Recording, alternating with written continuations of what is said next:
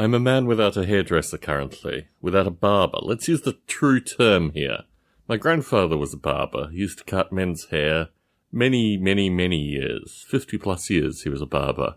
My great uncle, who is still alive, I'm visiting in New Zealand. He was a barber as well, like my grandfather was. He followed my grandfather's profession.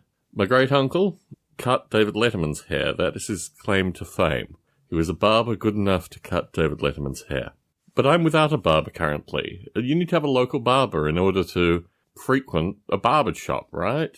The local barber here is a front for some kind of organization, and the only way you can get into it is to have an Instagram account and to make an appointment through the Instagram account, which is all too eclectically eccentric even for me. So I'm now looking around at various options associated with having my hair cut. And today I had my hair cut at my wife's hairdresser's. This, in part, was to provide some Christmas toffee to the hairdresser. It was also to appease my wife. It was also to get a haircut. These things are all incredibly important. When I got seated in the barber's chair, and believe me, this was an 8-minute haircut. This was a very fast haircut.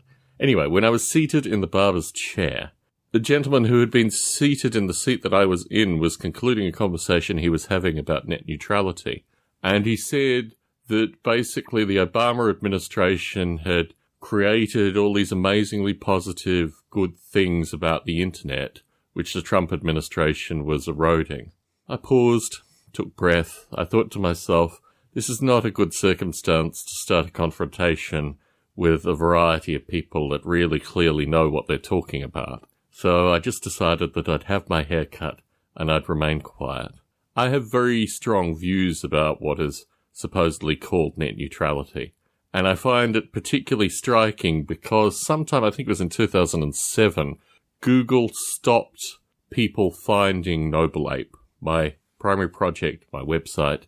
Google, for whatever reason, decided to remove Noble Ape from their search engine. And this was an amazing experience to have. A number of things associated with the internet are really about corporations communicating with other corporations. And I think what I find fascinating about the discussion associated with net neutrality is that it's really about one corporation charging another corporation. That's the interaction with net neutrality. The fact that the corporation will pass on the charge to the customers is secondary.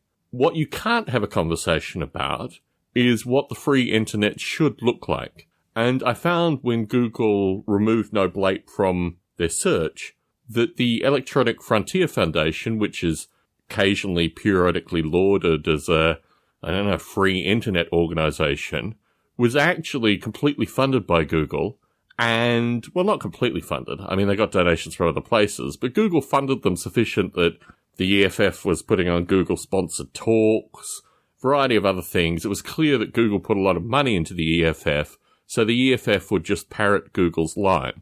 If you're interested in seeing more about this, I have a web page dedicated to Google blocking the Noble Ape website, which goes through some really quite curious communications with the Electronic Frontiers Foundation associated with what a free internet should look like. So, as a content provider, as someone who creates content and puts it out there, yes, it's a podcast, yes, it's a simulation that simulates apes in an environment, soon to be apes in a cityscape, you might belittle what I do. Well, many do.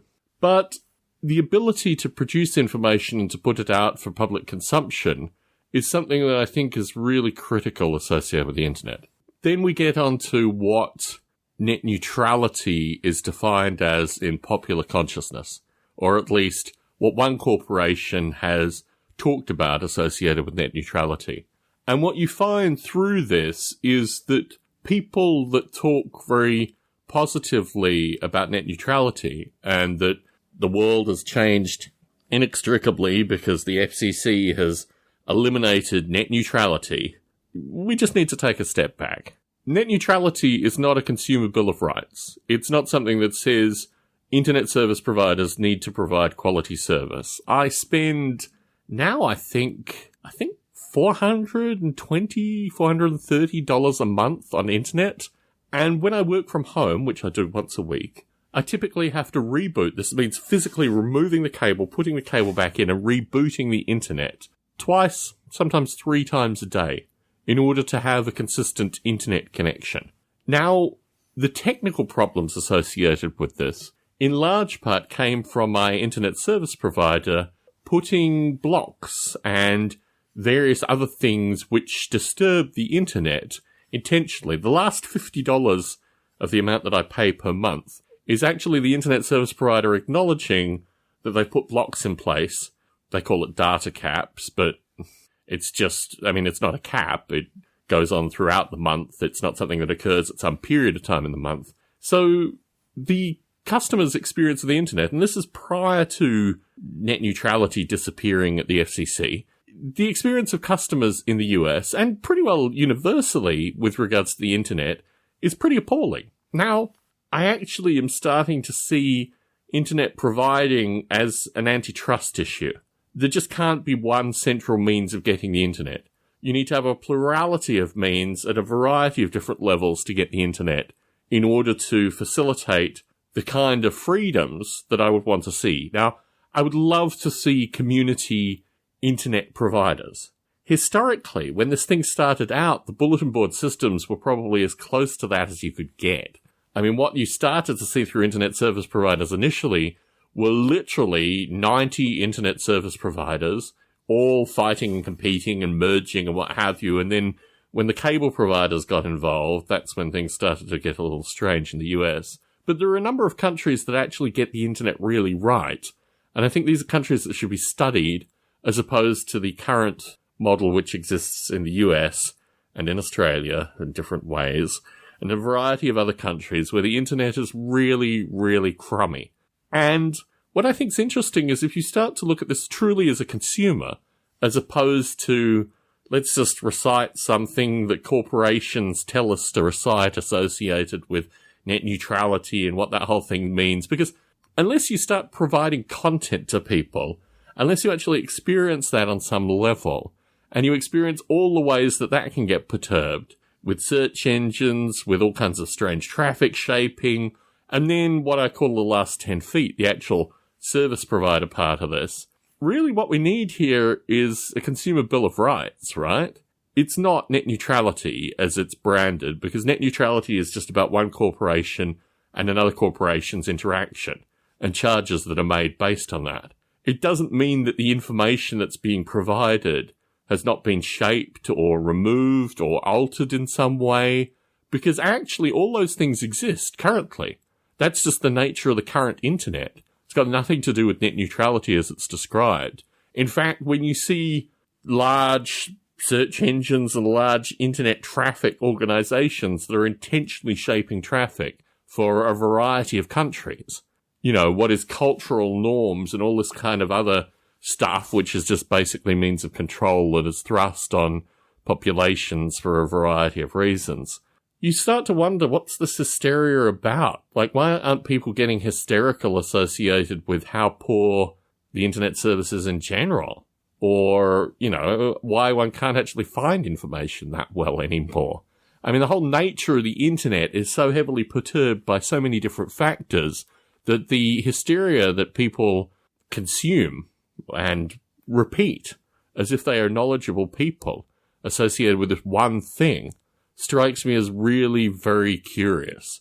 And actually, if you take a step back, it relates to a rather strange narrative that empowers people to have opinions on things that they don't understand. When you say one thing is good, one thing is bad, you get this kind of artificial notion that there are just two choices here, and they're two choices about what's agreed upon, and you're allowed to have two choices. This mode of thinking I really find very disturbing, and certainly a lot of the stuff that I see coming out associated with this supposed branded net neutrality stuff just makes me wonder, do people ever take a step back and think there's actually a multiplicity of possible solutions here?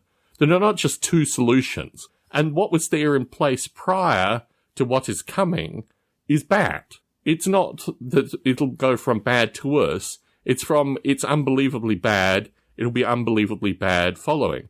And there's no real narrative associated with let's change the things that make this stuff unbelievably bad.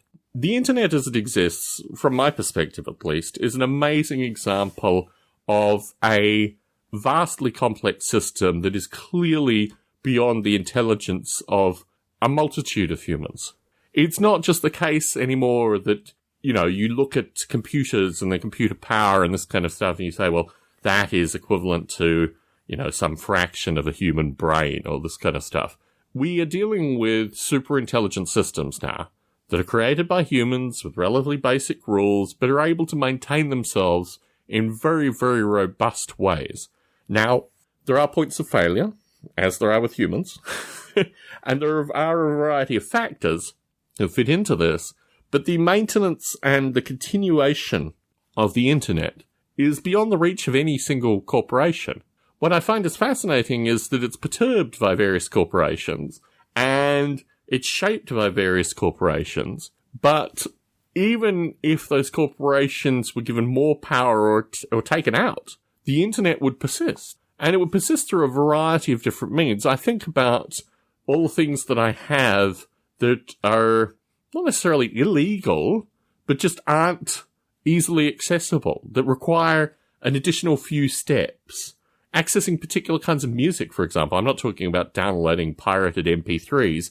I'm talking about the fact that I physically have record crates in front of me with music that I was able to obtain in Australia, even though no one in my immediate circle, in the city I lived in the state I lived in, had an interest in this music. I was still able to find, in some cases through mail order, ways of getting this music to me. And the ability for humans to find ways above and beyond whatever obstacles are put in their place is amazing. And I think the internet is like that as well. The problem is that the vast majority are still going to get their information through very particular and very narrow means. And certainly as I produce independent content, I often reflect, wouldn't it be wonderful if, you know, someone wrote an article associated with one of my podcasts? Or wouldn't it be wonderful if the word of mouth associated with one of my podcasts moved to a certain level? Then you get onto all this kind of advertising, or do I need to hire a publicist, or all this other kind of stuff. But I can still put audio out there and people will still find it. And the ability to put audio out on a periodic basis and have people find it is an amazing thing. That is the phenomena that was blocked by Google in 2007 for me, for no reason that I could actively establish. But that level of power, that level of, as a content provider, that interaction made me realize that this thing associated with net neutrality is really paper thin. And whenever people ask me about net neutrality, which happens surprisingly less frequently now than it did maybe 2 or 3 years ago, I always talk to them associated with my experience when Google blocked Noble Ape. Because my perspective is, as a content provider, that is the worst experience I've had. I mean, I've had other bad experiences. I mean, recently I've had a comedian that just decided to use Noble Ape as their own, I don't know, short-term vehicle for various profit and other things. Thankfully, hopefully, maybe, they're not actually going to be producing anything else with the name Noble Ape. But their entertainment lawyers were pretty curious. I might actually record a long funk associated with that at some stage. Probably associated with Noble Ape at some stage. Having had a means of getting information out, removed. And this was a blanket removal of everything. I mean, for a long period of time, there were a variety of different curious searches that got people on Noble Ape on the website. And what I found interesting was a number of the long-term collaborations that I had, or at least long-term friends, came through people that had just stumbled upon Noble Ape. And in producing audio, a lot of the people that come to listen to these podcasts stumble upon it through one way or another. So when you have that option eliminated, I'm not interested. I mean, I am a passive consumer of content as well. And I enjoy being a passive consumer of content, don't get me wrong. Also pays the bills. But what I find fascinating through the experience with Google and through the experience of the blocking of the Noble Ape website was I started to see a vignette into the possible future. In fact, the future. There's no legislation that would have stopped what happened with the blocking of the Noble Ape website. There's nothing in place. There's no discussion associated with net neutrality that impacts that thing. And there's no discussion associated with net neutrality that impacts the horrible experience that I have actually getting access to the internet. There's no notion of the customer in this process. I mean, there is a notion that the corporation will put the charge onto the customer, but there's no notion that the customer is paying for a service that they're not actually receiving. I mean, that whole thing has been surprisingly well removed from the net neutrality discussion. That actually, when you access the internet, you're dealing with so many different corporations that all have their own particular proclivities, that your ability to get access to independent information is really a point of concern, a question. Let's talk a little bit associated with the phenomena of people being told a very simple thing, or what they appear to think is a very simple thing, that can then fit into their general worldview associated with Obama good, Trump bad, for example. To be clear, my perspective associated with the Obama legacy is very, very curious. I think with regards to Syria, with regards to drones, with regards to both the financial people that Obama maintained and also the military people that Obama maintained, Obama really was just a continuation of Bush, and that in and of itself is a very curious narrative to start exploring, because you'll find people that will just laud Obama's legacy. That I find very strange. I mean, clearly, maybe they're also lauding Bush's legacy in some curious and strange way. But the whole notion of palatability of presidents, let's just put that aside. Let's talk a little bit more about the notion that the way an idea is described to people is framed in the simplest and most trivial possible way, so they can start to think that one thing is good and another thing is bad. Because I think this basically explains political problems. This explains a variety of different factors, and it really is fascinating and worthy of further discussion. When a complicated issue is described in very simple terms to people, and it's used in such a way to fuel a debate of hysteria, you have to start to wonder why people are so receptive to this. I think the kind of critical mind, critical analysis makes you wonder there's probably something suspicious going on here. One needs to look at this with a suspicious eye. One needs to take this thing and start thinking, why is this being a topic which is so easy to understand that folks in a barbershop or a hairdresser, as it was, can have a distinct opinion about this and talk about this with a certain degree of pronounced authority? That struck me as very interesting and, in fact, part of the problem. That these technology issues have been framed so much, and these are framed by corporations. The lobbying effort associated with the term net neutrality was fascinating to track. Once you had identified the actors here, Google and the Electronic Frontier Foundation primarily, which were the two actors that I found in the Google blocking case with Noble Ape, I started to realize that you can disassemble what these corporations are saying. And if you look at the funding, if you look at the amount of money that Google put into the Obama administration, you start to wonder that this is a very curious way that this thing is being framed. What you also start to realize is that there's no critical analysis. I mean, Vice News, which has always been a very strange amalgamation of ideas and special interests, but Vice News tried to talk to the current FCC head and really wasn't able to have a serious discussion about what this thing actually meant. I mean, it's funny because it's like you can't talk about the thing. You can't talk about the term. The term's explained in very simple ways. It's agreed upon by a group of people, but no one actually digs into the term. So net neutrality means a very specific interaction between two corporations. It doesn't actually mean that I will have better service of internet. It doesn't mean that the service provider is responsible for the quality of the internet or any of the corporations behind the service provider. It is just basically spending more money for probably just the same or worse service, right? The whole notion of concepts like antitrust here, are these corporations just to be trusted? Should we just trust these corporations to continue to run things and specify the nature of the debate? If all the politicians are paid off by all these corporations, the whole notion that there are two possible solutions here, and only two possible solutions, so they're the only two solutions you can discuss. You can't have a discussion associated with a variety of other possibilities here. These are the curious things, Very simple idea, explained very poorly, so people immediately understand it and agree that this was a good thing. Really bad descriptions of what happens currently and what happens in the future, so the whole discussion is divided by two things which don't in any way map onto any of my experiences as an internet user and content creator and all these other kinds of things. So I find increasingly that this is part of a narrative which can be dissected very easily. You just realize, why am I being sold two really bad bills of goods here? Why are the two ideas that are being presented not ideas that map onto my current experience or really map onto things that would improve my current experience? And if these are the only two ideas, maybe we need to take a step back. You'll hear this through future discussions as well. Maybe we need to take a step back and not fall into the trap of just saying net neutrality good, net neutrality being taken away bad. How about everything bad? Why can't we start saying this whole thing is bad?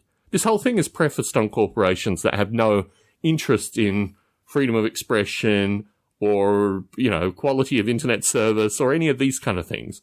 They're just about extracting profit, controlling interests, and maintaining the status quo politically.